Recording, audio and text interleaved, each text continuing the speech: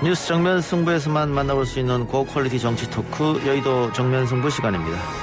오늘은 여야 의원 두 분 전화로 연결합니다. 더불어민주당 이재정 의원, 국민의힘 박성중 의원 두 분 나와 계시죠? 네, 안녕하세요. 안녕하십니까. 예, 첫 주제는 조금 안 좋은 소식을 해야 될 것 같습니다.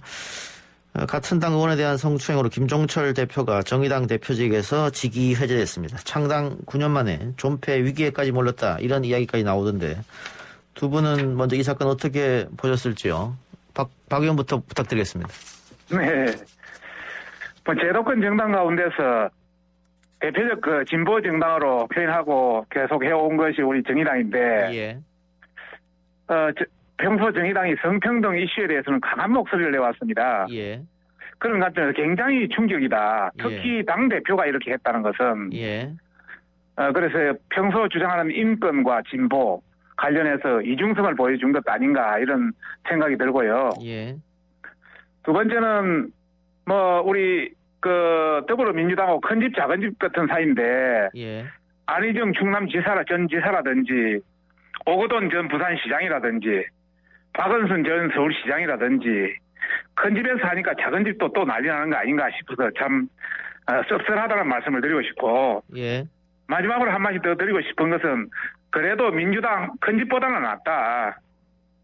피해자로서 큰 집은 피해자를 피해자로 인정하지 않고 피해 호소인이라고 인정하는데 피해자로 인정을 하고 또 직위 해제도 하고 하는 걸 보니까 큰 집보다는 나은 거 아닌가 해서 전반적으로 굉장히 씁쓸하다 이런 말씀을 드리고 싶습니다. 이 의원님. 예, 어떤 평가를 하기 앞서서 저 역시도 충격적입니다. 우리 장혜영 의원이 정작 입장문을 발표를 했는데요. 관련한 내용 중에 주목이 되는 내용이 있었습니다. 그 가해 사실 자체에서 본인은 인간적 대우를 받지 못했지만 그것들을 다시 회복하는 과정에서의 이제 정의당의 조처에 대한 이야기였는데요. 그 부분에 공감을 하면서 또 얼마나 많은 여성들이 비슷한 상황에서 심지어 정치권의 공당의 대표이기도 하고 피해자가 국회의원이기도 한 이 사건은 정말 가해자 피해자 이름을 제외하고 나면 우리 사회에서 언제든 반복되고 맞닥뜨리는 현실이거든요. 다시금 우리 제도권 안에서 어떤 방식으로 이 부분을 공론화시키고 또 제도적으로 안착시키고 다시 발생하지 않을 수 있도록 더 예민하고 정말 민감하게 노력할 수 있는지에 대해서 우리도 함께 자성할 수 있는 계기가 되어야 되지 않나라는 생각을 했습니다. 알겠습니다. 각 당에서 논평이 나오고 있습니다. 충격적이라는 얘기는 다 공통된 이야기 같고요. 주제를 좀 바꿔보죠. 오늘 박범계 법무부 장관 후보자에 대한 국회 인사청문회가 열렸습니다. 지금도 아직도 하고 있는 것 같긴 한데. 네네. 재산 신고 누락도 야당에서 제기했고요. 여러 가지 의혹들을 제기했습니다. 지금 경제사범으로 구속된 사람하고 친분이 또 있었던 거 아니냐 이런 것도 제기했는데 박 의원님 여러 가지 의혹들 소명이 됐다고 보십니까? 전혀 소명이 안 됐죠. 예. 저희들이 박범계 장관 후보자에 대한 부분은 저도 같은 소위원회에서 같이 이걸 근무를 해봤기 때문에 그분의 어떤 상황에 대해서는 잘 알고 있습니다. 인격이라든지 전반적인 상황에 대해. 박근혜 장관이 들어올 때는 저희들은 추미애 시즌 2다 이렇게 정도로 이야기를 좀 했는데, 예. 지금 보니까 훨씬 더 심하다. 예. 정의와 공정, 평등 이런 관련해서 법조계를 지휘할 만한 그런 자질과 자격이 못 된다. 정말 부끄럽다. 정말 정의로 포장하지 말라 이런 말씀을 우선 전체적으로 드리고 싶고요. 예. 우선 첫 번째는 재산신고 고의 축소 의혹입니다. 예. 충북 영동의 임야 2만 1,200 제곱미터 정도를 고의로 신고 다 했고요. 대전 유성구에 한 30몇 평, 105제곱미터의 아파트도 마찬가지. 배우자 명의의 경주 콘도도 마찬가지. 경남 밀양의 토지 건물도 마찬가지. 이런 걸 보면은 이것은 고의로 완전히 이거는 의도적으로 한 것이다. 어허. 실수로 한 것이 아니다. 4건, 5건씩 논다는 것은 예. 이것은 정말 문제가 있다는 말씀을 드리고 싶고, 두 번째 말씀드리고 싶은 것은 법무부의 명경입니다. 명경 관련. 본인이 첫 설립할 때 관여됐고 또 본인이 국회의원 되고 나와서 자기 동생을 그 사무장으로 뒀다는 것은 그만큼 여러 가지 관계가 있다. 뭐 제가 보기로는 자기가 아닌가 싶기도 한데요. 이 명경 관련해서 보면은 2012년, 14년에는 매출 한 1,000만 원 정도 신고했는데 예. 2019년에는 32억 정도 8천만 원 신고했습니다. 무려 328배나 돼서 이것은 정말 이해 충돌이다. 어떤 공익 사익도 구별을 못하는 이런 분이 어떻게 법무부 장관이 되겠느냐 이런 말씀을 드리고 싶고 예. 그다음에 한두 가지만 더 하고 간단히 끝내겠습니다. 예. 2018년 지방선거에서 그 척건드린 비서관 또 시의원이 어느 다른 사람한테 1억 원을 요구했습니다. 그 요구한 사람들은 구속됐습니다. 그런데 본인은 모른다고 합니다. 그런데 그 돈을 요구당한 사람 어떤 변호사께서 직접 본인한테 4차례 보고를 했다고 이야기합니다. 그런데 본인이 묵살했다. 박근계 법무부 장관 후보가 묵살했다 이렇게 이야기합니다. 그런데도 아직도 모른다고 이야기합니다. 정말 이런 분이 법무부 장관감이 되는지 그 외에도 뭐 사법 고시생 폭행 의혹이라든지 위장전입 관계라든지 국회 패스트트랙 관련해서 폭행 혐의로 기소된 분이 법무부 장관 이런 관계라든지 뭐 굉장히 많습니다. 알겠습니다. 뭐 야당에서는 도덕성 결여를 주장하고 계시는데 특히 재산 누락 같은 경우에는 그 후보자 본인이 과거에 그 새누리당 후보의 재산 축소 신고 때 굉장히 좀 집요하게 이거를 캐물었기 때문에 내로남 분이 아니냐 뭐 이런 얘기도 지금 나오고 있는 실정인데 의원님 그런데 그것도 현역 불패 신화가 또 있지 않습니까? 아니 지금까지 예. 뭐 그런 것도 있지만은 우리가 청문보고서 채택 안 해도 지금 27번째 지금 뭐 문재인 대통령이 막 그냥 했잖아요. 그래서 저희들은 뭐 야당이라든지 이런 관계 없이 또 그대로 할 것이다 저렇게 보고 있습니다. 청문 불패가 중요한 게 아니라 예. 대통령의 그런 생각이나 의지 정말 국민들의 어떤 눈높이에 맞는 도덕성, 청렴, 도덕성과 어떤 정의 이런 게 좀 된 사람을 했으면 좋겠는데 그러지 못한 것이 정말 아쉽다 말씀드리고 싶습니다. 여당에서는 뭐 여러 가지 의혹에도 불구하고 적임자라고 보는 것 같습니다. 네, 저는 뭐 누구보다 가까이서 박범계 의원님이던 당시부터 특히 법무부 장관 후보자로서 가장 목전의 큰 현안 과제이고 역사적으로 반드시 지금 국면에서는 의무감을 가지고 해내야 될 검찰개혁 등에 있어서 의원 생활을 하면서도 그리고 또 여러 정치적 현안 이슈를 다룸에 있어서도 원칙적인 입장을 전제하고 또 실력으로서 보여준 분입니다. 예. 지금 이제 여당에서 여러 가지 지점들을 지적을 했는데요. 공천 헌금만 하더라도 여보세요? 예, 말씀하십시오. 긴급 문자 때문에 잠시 전화 상황이 예, 그렇군요. 네. 그 공천 헌금 문제만 하더라도 불기소 결정문 이미 받고 또 재정 신청을 거기에 대해 다시 판단해 달라고 해서 그것도 기각되고 대법원에 재항고 기각까지 됐습니다. 예. 그냥 반죽 올리는 방식으로 이슈를 다시 한번 소모전으로 가져가시는 것밖에 되지 않고요. 특히 패스트트랙과 관련된 얘기는 우리 국민의힘 측에서 민망하지 않으십니까? 국회를 정말 무소불위에 죄송합니다. 또 한 번 긴급 문자가 들어왔었습니다. 국회를 무소불위의 공간으로 만든 당사자로서 그 상황을 초래하고 고소를 남발한 끝에 다수의 지금 여당 의원님들도 이제 그 수사선상에 올랐고 또 기소로 된 분도 있습니다. 그 가운데 국민의힘이 이 문제를 또 청문회 과정에서 문제 삼는다는 것도 참으로 민망한 일이고요. 뿐만 아니라 재산신고와 관련된 부분도 단순히 볼 것이 아니라 하나하나 살펴보게 됐을 때 오늘 마땅히 뭐 그 부분 살펴봐야 되는 날입니다.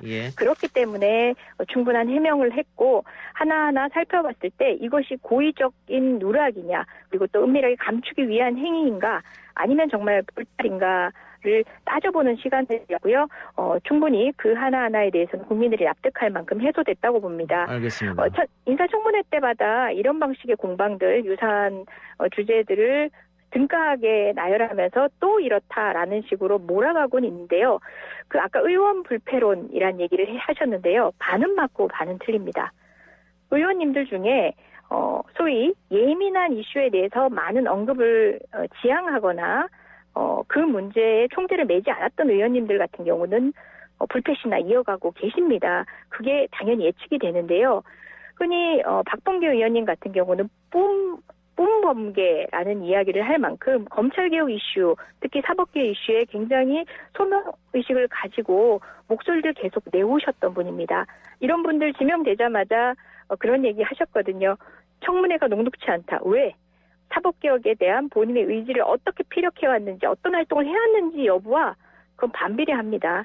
그래서 이분이 그렇게 열심히 노력했고 추미애 장관 이상으로 검찰개혁 의지만큼은 강하게 역량으로 또 활동으로 피력해 오신 분이기 때문에 검찰개혁 저항의 어떤 목소리 앞에서 좀 여러 가지 굴곡들이 있겠다라는 예측을 하시는 분들도 많았었고요.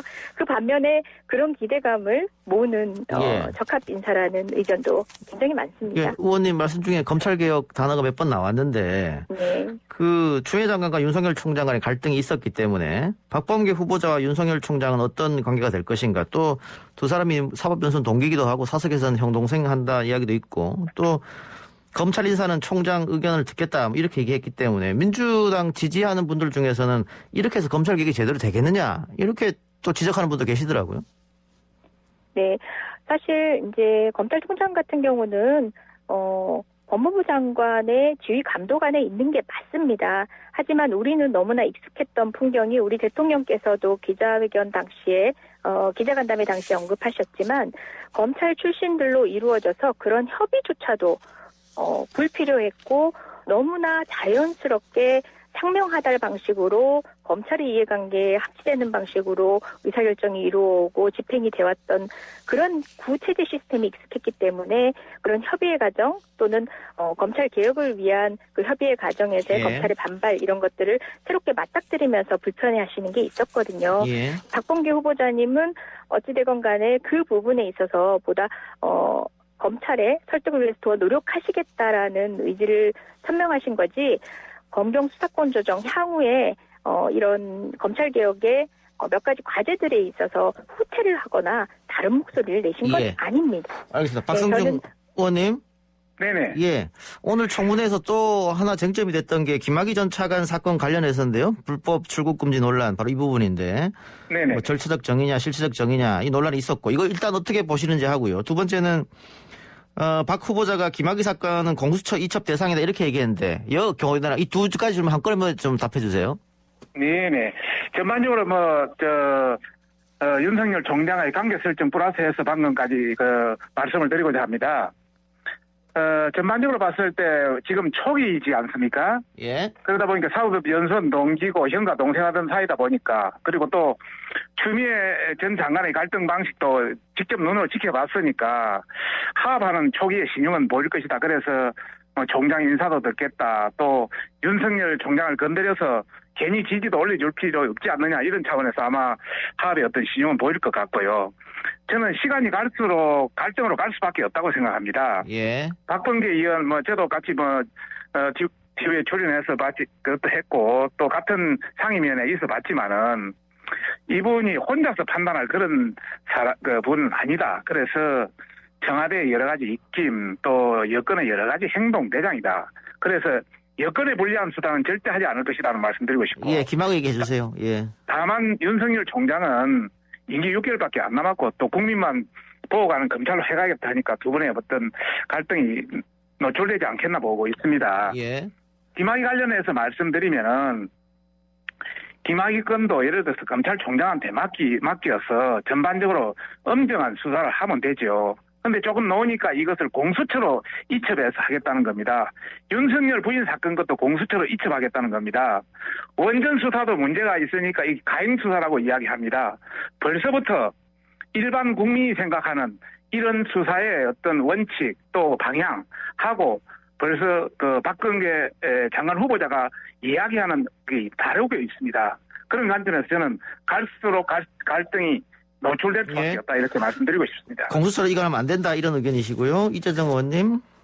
네, 국회에서 이미 공수처법 통과시켰고요. 발효돼서 지금 공수처장 임명까지 된 상황에서 어떤 판단을 정치권에서 할 수 있는 것처럼 이야기되는 것 자체가 조금 코미디 같은 상황입니다. 예. 분명히 공수처 수사 대상이고 법에 따른 판단에 후보자의 입장을 이야기한 것이지 후보자의 의견이라고 볼 수 없는 법에 따른 누구나 할 수 있는 상식적인 판단의 이야기였습니다.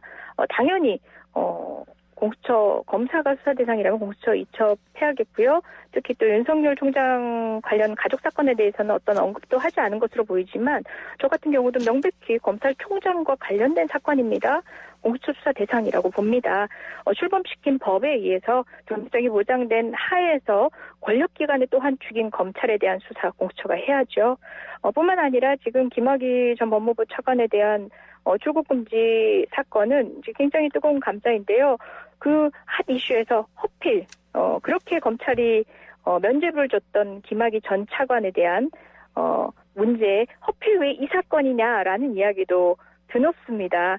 그렇게 비호해야 될 또 다른 가 있는 것인지 이 사건과 관련해서 절차적인 부분적인 문제점을 살펴보는 것과는 별개로 전 국민적 공분이 넘고 검찰의 정말 제 식구 감싸기의 전형적인 사건의 하나였던 김학의 전 법무부 차관에 대한 정치권 그리고 검찰의 감싸기가 정말 도가 지나치고 있다는 씁쓸한 장면이기도 합니다. 제가 한마디 더 드리고 싶습니다. 의원님.